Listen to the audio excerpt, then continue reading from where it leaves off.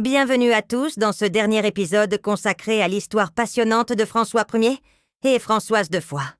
Aujourd'hui, nous allons découvrir comment leur amour a traversé les âges, laissant une empreinte indélébile dans l'histoire de France. Le temps passe et, comme toute chose, même les plus grandes passions finissent par s'estomper. François Ier, ce roi si fougueux dans sa jeunesse, commence à ressentir le poids des années. Les guerres, les responsabilités du royaume, et peut-être aussi cette soif insatiable de nouvelles conquêtes, l'éloignent peu à peu de sa belle Françoise. Notre-Dame de Châteaubriand, comprenant que son temps à la cour touche à sa fin, décide de se retirer avec dignité dans son domaine. Ce château qui l'avait vu grandir l'accueille à nouveau, témoin silencieux de ses souvenirs de jeunesse et de gloire. Mais ne vous y trompez pas, leur histoire ne s'arrête pas là. Dans les archives de la Renaissance, on trouve encore aujourd'hui des traces émouvantes de leur relation. Des lettres aux mots choisis avec soin, des poèmes où la passion se mêle à la mélancolie, des récits qui racontent leur histoire unique. La fin de Françoise de Foix reste entourée de mystères.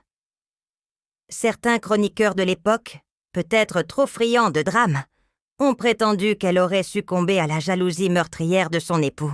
D'autres, plus pragmatiques, évoquent simplement le cours naturel de la vie. La vérité, comme souvent dans l'histoire, se cache probablement quelque part entre ces deux versions. Ce qui est certain, c'est que Françoise a marqué son époque. Elle n'était pas qu'une simple favorite parmi d'autres. Elle était une femme cultivée, une âme sensible qui sut toucher le cœur du roi le plus puissant de son temps. François Ier lui-même, malgré ses nombreuses conquêtes, gardera toujours pour elle une tendresse particulière. Le roi chevalier continuera sa vie, gouvernant son royaume avec la même passion qu'il mettait en toutes choses. Amateur d'art, de littérature, et bien sûr, de la compagnie des dames. Il restera fidèle à sa réputation jusqu'à la fin. Mais parmi toutes ces histoires d'amour, celle qu'il vécut avec Françoise de Foix brille d'un éclat particulier, comme une étoile de la Renaissance qui ne s'est jamais vraiment éteinte. Cette histoire nous rappelle que l'amour, même quand il s'efface, laisse toujours des traces. Dans les pierres des châteaux, dans l'encre des manuscrits, dans la mémoire collective, François et Françoise continuent de nous parler à travers les siècles.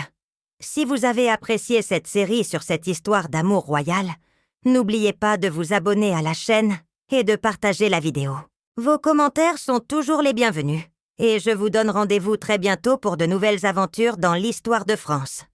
Merci de votre attention et à très bientôt.